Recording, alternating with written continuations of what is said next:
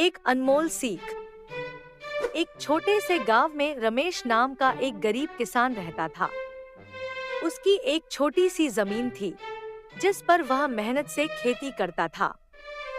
हालांकि उसकी फसल कभी अच्छी नहीं होती थी और वह अक्सर दुखी रहता था कि उसकी किस्मत कभी नहीं बदलती। एक दिन गांव के एक बुजुर्ग, जिन्हें सब दादाजी कहते थे, रमेश के खेत से गुजरे। उन्होंने देखा कि रमेश परेशान होकर जमीन पर बैठा है। दादाजी ने उससे पूछा, बेटा, क्या हुआ? इतने दुखी क्यों हो? रमेश ने कहा, दादाजी, मैं कितना भी मेहनत कर लूं, मेरी फसल कभी अच्छी नहीं होती। मेरी किस्मत ही खराब है।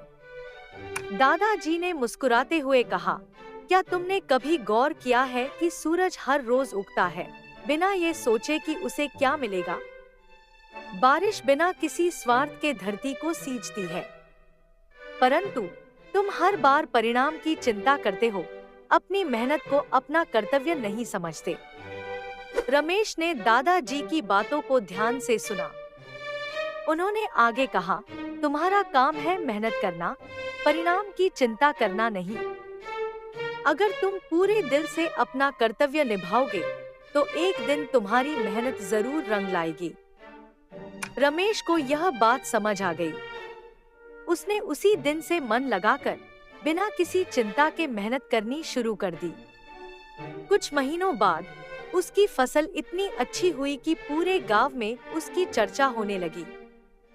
रमेश ने सीखा कि मेहनत का फल जरूर मिलता है, बस हमें धैर्य और कर्तव्य को समझना चाहिए।